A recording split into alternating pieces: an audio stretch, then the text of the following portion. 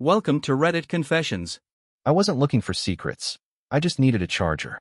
It was a Saturday morning like any other. Olivia had ballet. Claire was off to yet another PTA subcommittee meeting, and I was at home, cleaning out the closet in the guest room. Mostly to avoid looking at the growing to-do list Claire left stuck to the fridge. Our house wasn't messy. Claire wouldn't allow that. No, she kept things spotless, on the surface, at least. Polished counters, color-coded calendars, meal-prepped Sundays. But that closet? That was the one place she let go. Old wrapping paper rolls, a half-deflated exercise ball, and a shoebox filled with cords to long-forgotten electronics. I wasn't snooping. I swear I wasn't. I was just looking for a damn phone charger. That's when I saw it. Her old iPad, buried under a stack of picture books and PTA flyers from 2 years ago. I paused. Claire had used this tablet religiously once, before she got her new one last Christmas. She never mentioned what happened to the old one. I figured she'd donated it, or that it just died. But when I pressed the power button, the screen flickered to life.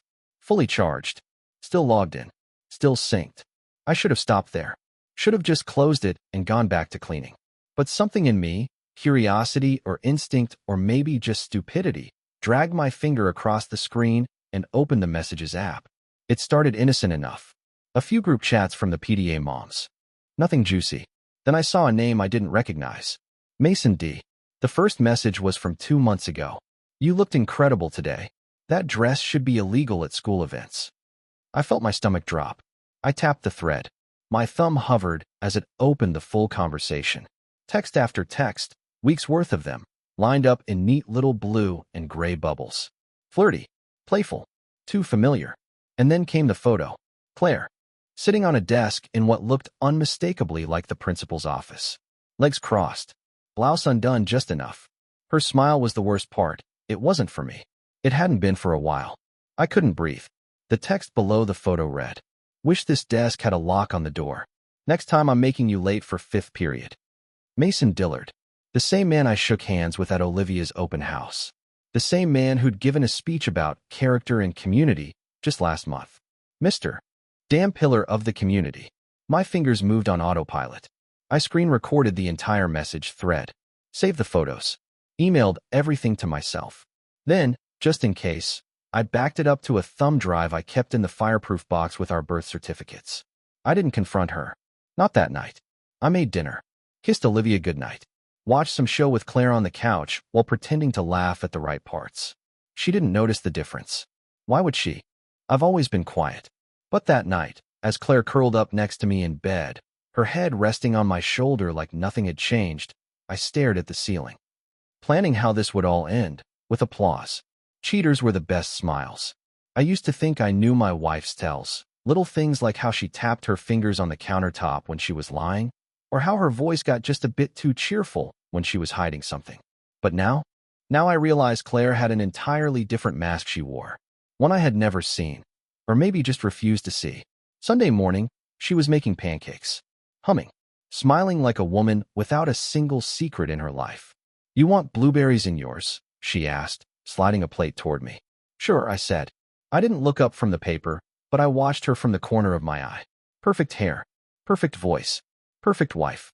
Olivia came down in her fuzzy socks, rubbing sleep from her eyes. Claire scooped her up and kissed her cheek like she hadn't just spent the night texting our daughter's principal how she wanted him to make her sore. I kept chewing. Slowly. Calmly. Later that week was the school's family learning night. A boring slideshow of curriculum highlights and hallway poster tours. Claire insisted we go together, all 3 of us, like the happy little suburban family we used to be. Mason was there. Of course he was. He stood by the gym doors, working the crowd like a damn senator. Firm handshake, sparkling eyes, laugh that made every mom blush. I watched him hug Claire. Nothing over the top. Nothing too obvious. But it lingered. His hand on the small of her back lasted half a second too long. Her smile dipped just slightly, just for him. And then, blink, it was gone. But I saw it. I saw all of it. After Olivia ran ahead to show off her science poster, Claire leaned close. "He's so great with the kids, isn't he?" "Mason?" I asked casual. "Yeah, seems like a real stand-up guy." She nodded. "People really respect him." I sipped my coffee. "You seem to respect him a lot." She glanced at me, just a flick of her eyes, and smiled. That night, after Olivia went to bed, I opened the iPad again. Same thread, same rhythm. Claire and Mason, messaging like a couple in high school, sneaking love notes between classes. But this time, it wasn't just flirtation. They were planning. Same hotel. I'll book for Friday. Room 312.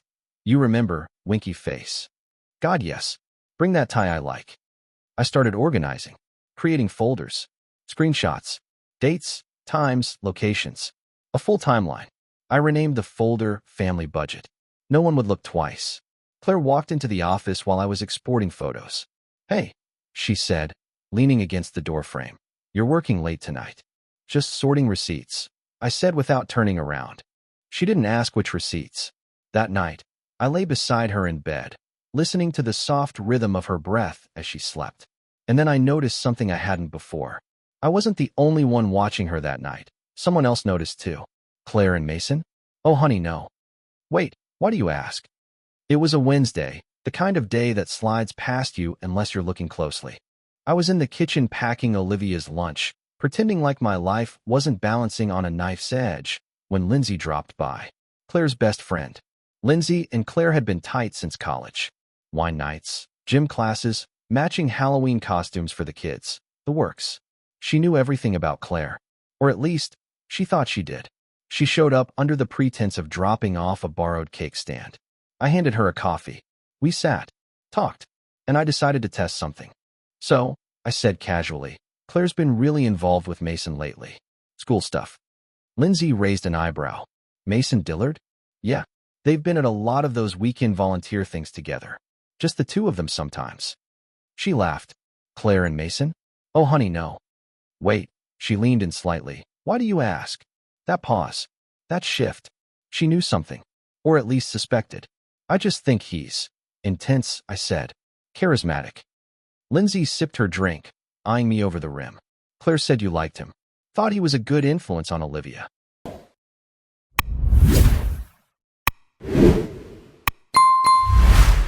I thought he was a decent principal, until I noticed how much time he's spending alone with my wife. Lindsay didn't laugh that time. She stayed a few more minutes, changed the subject. But I could see it, wheels turning behind her eyes. A suspicion finally clicking into place. That evening, I opened a spreadsheet I'd started in private. Labeled columns by month, entries by date. Screenshots, messages, calendar invites, her GPS tags.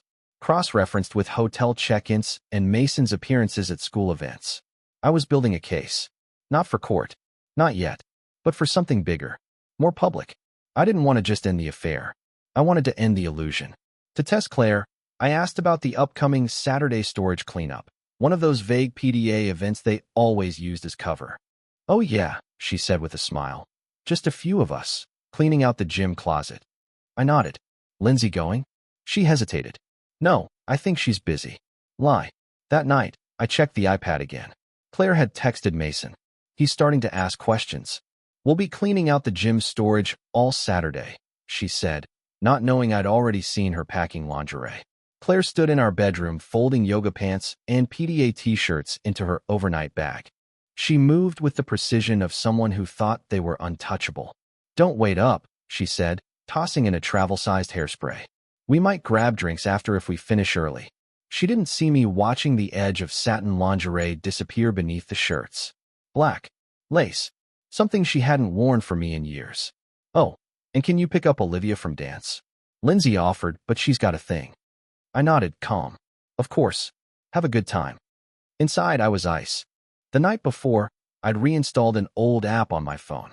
Life 360. We used it years ago for safety, so Claire could check when I left work, or if Olivia got home from school. She forgot it was still active on her end. Or maybe she thought I was too passive to ever use it. I watched her location update in real time. At 10:42 a.m. Saturday morning, her little bubble stopped moving. The address wasn't the school. It was a boutique hotel 10 minutes away. Not the kind of place you book for storage cleanup. I waited an hour, then drove out. Didn't park close. Just walked the block with a coffee cup in hand, casual. From across the street, I saw Mason, smiling as he helped Claire out of his car like they were stepping into some movie scene. She laughed. He touched her lower back. And just like that, they disappeared into the lobby. I snapped a few pictures. Time-stamped. Face clear. No guesswork. I didn't follow them in. Didn't need to. I already knew everything I needed to know. But the hit came later, at home. I was sitting on the couch, fake watching TV with Olivia, when she looked up from her drawing and said, "Why did Mommy lie to Grandma on the phone?" My stomach turned. "What do you mean?" She told Grandma she was still at the school, but I saw her leave already when I was FaceTiming. Is Mommy in trouble? I smiled gently. No, baby. Not you. But someone was. If you're going to burn their world down, make sure your matchbook is full. I don't know when the grief stopped and the planning began. Maybe it was when Claire lied to Olivia's face about the volunteer day. Or maybe it was when I saw Mason's hand on her waist outside that hotel. But something clicked in me. The kind of clarity you only get after the betrayal stops hurting and starts boiling. I wasn't going to confront her. Not yet. I was going to document her. Every lie. Every smile. Every goddamn detail. I started with the iPad. Scrolled through every message and exported them to a secure drive. Dozens of photos, hotel receipts in her email, calendar entries with labels like PTA strategy session, each one a breadcrumb of the double life she thought I was too blind to see. Then I called Colin. Colin used to be my intern back when I worked at the firm downtown. Quiet kid.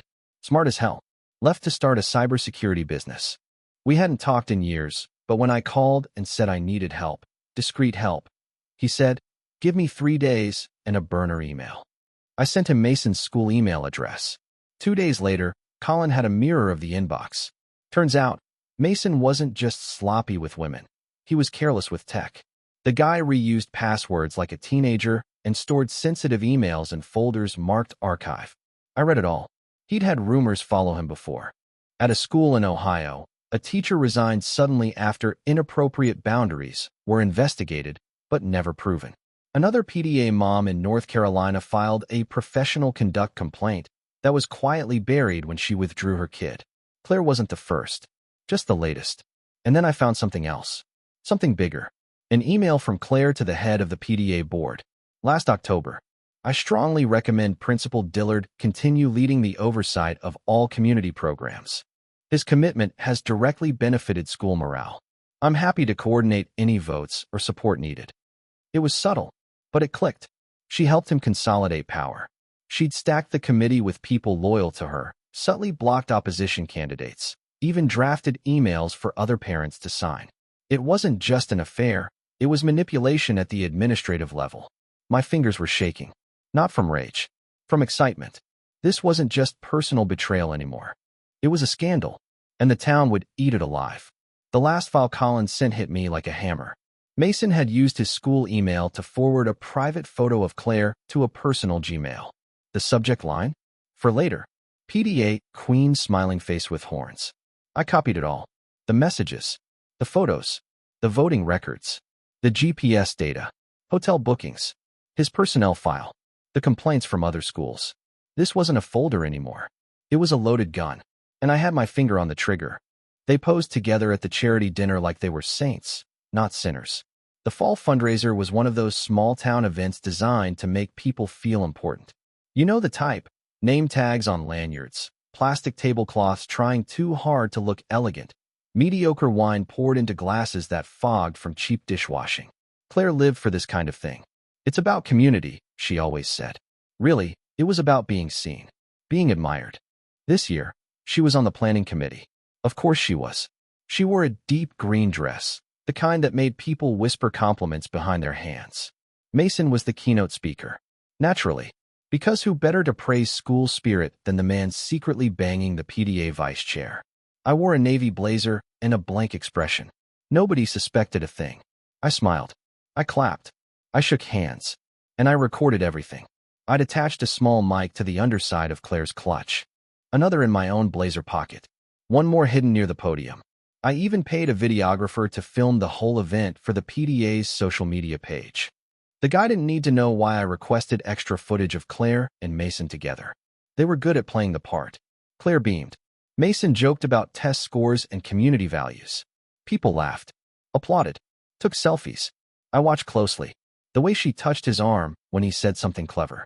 The way his eyes lingered a little too long on her neckline. Every signal, every twitch of muscle, Coded messages in a room full of blindfolded admirers. After his speech, they mingled. I moved through the crowd quietly, chatting here and there, always watching, always listening. Then I caught it. They were standing near the refreshments table, laughing over some joke about gluten-free cupcakes. Claire leaned in to whisper something, and Mason, believing no one was close enough to hear, said, "You think he knows?" My heart didn't skip. It clenched, because I caught every word on video. She was suddenly nicer to me, like I was a dog she feared might bite. The shift came fast. Claire started bringing me coffee in the mornings again, making my favorite meals, laughing at my corny dad jokes like she hadn't rolled her eyes at them for the last 2 years. I didn't buy it. Not for a second. She was scared. She didn't know what I knew, but she knew I knew something. That's the thing about cheaters. Once they realize their cover might be blown, they don't confess. They get strategic. They go soft, sweet, apologetic without admitting anything. One night, I was in my office updating the dossier. What else could I call it now? And Claire peeked her head in. "Need anything?" she asked, holding a glass of wine. I looked up, blinked slowly. "No, all good." She lingered for a second longer than necessary, then left. 2 hours later, I checked the iPad again. She had texted Mason. "He's quiet. Too quiet." That's good, right? No, Ben doesn't stay quiet unless he's planning something. She knew me better than I thought. So did Mason, apparently, because 2 days later, he called me. My cell rang with an unknown number. I picked up. "Ben, hey, it's Mason. Hope I'm not catching you at a bad time." I paused. "No, go ahead." "Just wanted to touch base," he said, all warm and breezy. "There's been some chatter about the fundraiser last week. Heard some parents were impressed by the setup. Claire mentioned you helped out a bit." "I was around," I said. "Well, it's great seeing engaged dads. We don't get enough of those these days. Anyway, if you ever want to talk ideas for the next one, or just grab a coffee, man to man, let me know." Man to man. I smiled to myself. I'll keep that in mind. He hung up first. The thing about power? It's silent until you press the switch. Later that night, Claire must have forgotten to log out of her messaging app. I walked into the office to grab my headphones and saw the screen still glowing. One unread message. From Mason. "We need to end this. He's too quiet. If you're going to kill someone socially, make sure their friends are watching." Claire always said the town needed a real fundraising event, something bigger than bake sales and bingo nights. Something glamorous. Something she could dress up for. So I gave her one. I told her I was organizing a school arts benefit. A formal night at the Langford Hall, a classy, historic venue downtown. I said it was to honor parents and faculty who've made a difference. "And I want you front and center," I added. Her eyes lit up like a debutante getting crowned. "Me? Of course," I said. "You've given so much to the school." She kissed me on the cheek and started planning her outfit that night. Meanwhile, I started planning my guest list. Every member of the PTA board, every school staffer, every parent with pull, the mayor's assistant, the local paper, the news station that always showed up for fluff pieces. I even invited a couple of Claire's frenemies who she pretended to like but secretly hated. And Lindsay. I sent her a personal invite with a little note. "I'd love for you to be there. You were right before anyone else was." I hired a photographer, a videographer, caterers, and 3 college film students I paid under the table to run backup mics. It wasn't just a trap. It was a stage. I told Claire we'd be unveiling a special presentation, something emotional, I said, about truth and transparency in the school system. She laughed. "You sound like a politician." I smiled. Maybe I should be. As the RSVPs rolled in, so did the whispers. Lindsay texted me a few days later. "Are you okay? Why are you doing all this?" I didn't answer. Instead, I drafted a press release. 1 paragraph. Simple. A night to honor truth. Hosted by Ben Callahan. August 29th, Langford Hall, 6 p.m. All press inquiries welcome. I stared at the send button, and then I clicked it. "Whatever you're doing, Ben, just don't lose your soul in the process." Lindsay showed up at my office on a Wednesday morning, unannounced. She looked nervous. Not suspicious, just worried. I closed my laptop slowly as she stepped in. "I had to see you in person," she said. "This benefit, it's not a fundraiser, is it?" I didn't answer. Not directly. She sat down across from me. "I saw the press release. You're not just going after them, you're going to burn it all down." Still silent. She sighed. "Look, Claire is my best friend. But that doesn't mean I'm blind. I've seen things. I've known things. I didn't want to believe it at first, but she trailed off. I leaned forward. So you're not here to stop me? She shook her head. No. I'm here to ask if you're still going to be you when this is over. That gave me pause. I've seen people lose themselves to revenge, she said. They become someone else. Cold. Obsessed. I don't want that to happen to you. Lindsay, I said quietly. Do you know what it feels like to watch your wife flirt with another man in front of your child's teachers? To know that every school pickup, every committee meeting, was a lie? She looked down. No, I don't. But I know what it feels like to be collateral damage. I didn't say anything. She stood to leave. I'll come to the event. You should know that. And so will everyone else. I followed her out to the lobby, then handed her a flash drive. Here, preview of the slideshow. Tell me if it's too much. She hesitated. Took it. The next day, she texted me. Ben, you're really doing this. I ironed my shirt like a man heading to war. August 29th came fast. I woke up before sunrise. The house quiet except for the hum of the refrigerator and the faint chirp of Olivia's nightlight turning off. Claire was already at the salon. Prep, she called it. Hair, makeup, a new dress I hadn't seen yet. She thought the night was about her. I laid out my outfit like armor. Crisp white shirt, navy suit, a tie Claire gave me 5 years ago on Father's Day. I hadn't worn it in a while. It still smelled like the drawer it had been shoved into, forgotten like so much else. Then I headed to Langford Hall. The place was perfect. My tech guys, 3 local film students, had already set up the projector and the sound system. Backup audio feeds were tested. The slideshow was loaded. I double-checked every cable, every timestamp. The lights were dimmable. The AV was synced. No glitches allowed. Not tonight. The stage was small but raised. Intimate. Close enough to see faces, reactions. In the green room, I rehearsed my speech in front of a mirror. It wasn't a rant. No screaming. Just calm, methodical truth. I wanted every word to land like a scalpel. At 3 p.m., I received a manila envelope slid under the side door. No name, no note, just one line written in small print. Thought you'd want this. Inside, more dirt on Mason. Screenshots from his old school's internal emails. Settlements. A letter from a teacher who claimed she was forced out after refusing his advances. It was anonymous, but detailed. This town thought it loved him. They didn't know the half of it. I added it to the presentation, right at the end. Like a punchline no one was ready for. At 5:45 p.m., guests started to arrive. At 6:12 p.m., Claire walked in, radiant, glowing, arm in arm with Mason. And at 6:14 p.m., the projector flickered to life. It was time. To love and to honor. I said into the mic, let's talk about that second part. The room fell quiet as I stepped onto the small stage, holding the mic with hands that didn't shake. I scanned the crowd. Parents, teachers, school board members, the mayor's aide, and Claire, sitting at a front table in that green dress she'd been so proud of. Mason sat beside her, his hand just inches from hers. Both of them smiling. Relaxed. Comfortable. They didn't know what was coming. Thank you all for being here tonight, I began.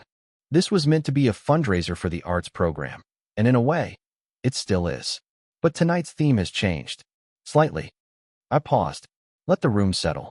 It's about transparency, integrity, and the truth that so often hides behind small-town smiles. A few guests shifted in their chairs. Claire tilted her head, confused. Mason looked amused. I want to start by sharing a story, I said, and with a click of the remote, the screen behind me lit up. The first photo appeared. Claire and Mason, standing just a little too close at the family night event.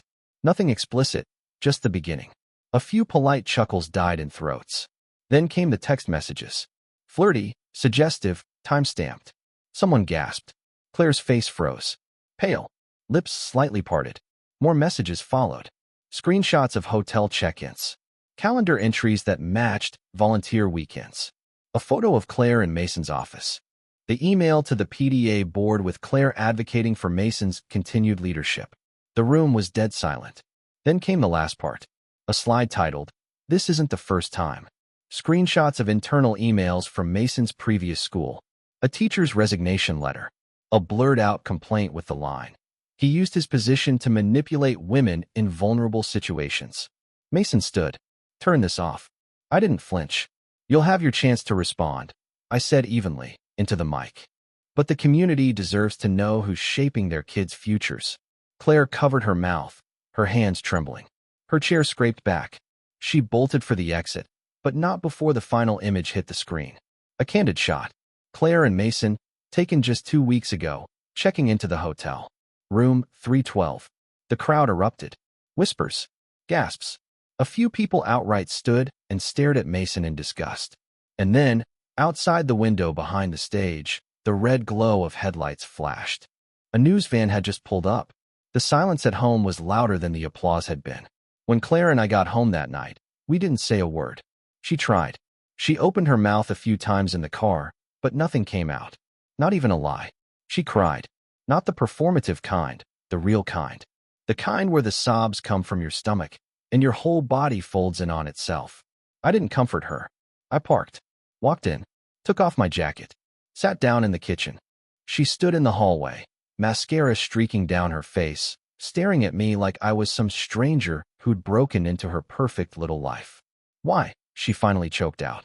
Why would you do that to me? I didn't look at her. I didn't do anything to you, Claire. I just showed them what you did.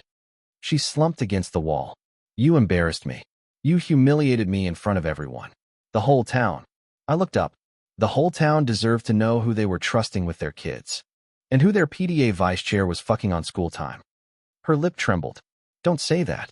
Don't talk to me like that. How should I talk to you, Claire? Silence. For the next few days, she stayed in the guest room. I stayed in ours. We barely crossed paths. When we did, it was quiet, cold, clinical.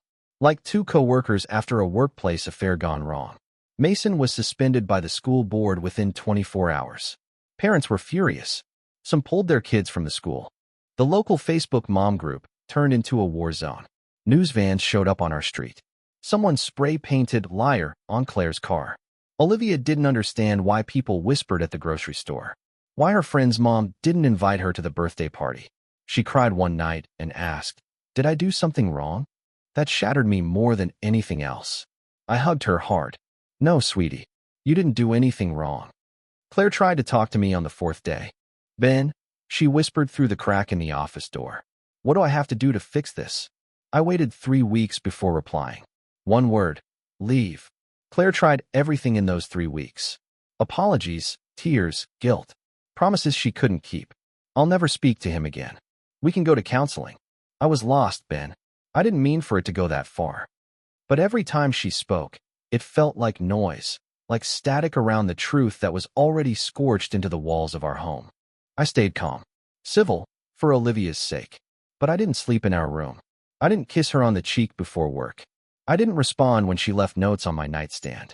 Then, one evening, I finally answered her question. She stood in the kitchen, hopeful eyes full of desperation, as I poured a glass of water. What do you want, Ben? What do you need from me to make this work again? I turned, looked her in the eye, and said it. Leave. She blinked, stunned. What? You asked me what I needed. That's it. I need space. I need peace. I need you to leave. But Ben, I'm filing for divorce. I'm requesting full custody of Olivia. Her mouth opened, then closed again. I can't be married to someone I don't trust. I can't sleep next to someone who made a mockery of our home, our marriage, our daughter's school. You're punishing me, she whispered. You're doing this to hurt me. No, I said quietly. You did that part all by yourself. By the end of the week, the papers were served. Claire moved in with her sister. Mason's license was officially revoked, thanks to additional complaints that surfaced after the fallout. Seems my slideshow gave a few other women the courage to speak up. I told Olivia her mom was staying somewhere else for a while. She cried, then asked if I could brush her hair that night. I did. I thought it was over. Until I got a voicemail 2 nights later. Claire's voice. Broken. Cold. You destroyed me. You always wanted control. Revenge isn't about rage, it's about clarity. I never called Claire back. There was nothing left to say. Her voicemail didn't spark guilt, or doubt, or even anger. Just a confirmation. She still didn't get it. This wasn't about control. This was about finally being free from the lie I'd been living inside. I poured all my energy into something else, a final statement. One not aimed at her, but at the town. I wrote an op-ed under a pseudonym and submitted it to the Hillbrook Tribune, the local weekly paper. The editor had been at the benefit that night. She knew. The piece was simple, a reflection on what it means to live in a small town where appearances matter more than truth, where predators hide behind charm, and spouses play roles instead of being real. I never used names, but the message was clear. Sometimes, the people who preach the loudest about family and community are the ones with the darkest secrets. It ran on the front page. The response was overwhelming. Emails flooded in. Notes from other spouses, parents, even 2 former teachers from Mason's old district who read the piece online. One wrote, "Thank you. You said what I couldn't." I became a quiet kind of folk hero. Not publicly. No fanfare. But people nodded a little longer when they saw me at the grocery store. A few dads pulled me aside at soccer practice and muttered, "Hell of a thing you did." Meanwhile, Claire kept losing ground. She was quietly let go from a part-time consulting role after the scandal stained her resume. The PTA board scrubbed her from their site. Her social calendar disappeared. Friends stopped inviting her to brunch. Even the mom groups turned cold. Then, just when I thought it couldn't get any more twisted, the iPad pinged with a new message. I hadn't turned off the sync. Some part of me hadn't let go yet. It was from a number I didn't recognize. The message was short. "Can't believe you let him back in. You deserve better." Attached was a photo. Claire and Mason. Together again. Smiling. People ask if I miss her. I say I miss who I thought she was. It's been 6 months since the night at Langford Hall. The dust has settled. The whispers faded into something softer. Curiosity turned into indifference, and finally, silence. In Hillbrook, scandals move fast, but time moves faster. Olivia is doing better. She still asks about her mom, but not as much. We talk about it openly. No lies. I don't speak ill of Claire in front of her. I let Olivia lead those conversations, and I follow her lead with love and honesty. I started therapy. At first, I thought it would be about processing the betrayal, the anger, but it wasn't. It was about unlearning the years I spent making myself smaller just to keep peace. About finding the parts of me I'd given up to preserve the marriage that was never real. I'm not bitter. Not anymore. I run every morning now. I sleep better. I laugh more, genuinely. There's a freedom in knowing you survived the worst thing someone could do to you and came out the other side standing. Lindsay and I talk often. Sometimes over coffee. Sometimes over nothing at all. I don't know what we are. Maybe friends. Maybe something more someday. But she never looks at me like I'm broken. She looks at me like I rebuilt. Mason moved away. No public announcement, just gone. Claire stayed. I think part of her hoped the town would forget. But Hillbrook never really forgets. It just stops talking. Last week, I got an email from the PTA. They are restructuring, they said. A lot of changes. And they asked if I'd consider joining. Maybe even taking Claire's old seat on the board. I stared at the screen for a long time. Then I closed the laptop, grabbed my jacket, and walked outside. The air smelled like leaves and wood smoke. Olivia was in the yard, laughing, tossing a football with the neighbor's son. For the first time in a long time, the sound didn't hurt. I didn't write back. I smiled, turned up my collar against the breeze, and walked into the fall air. Free.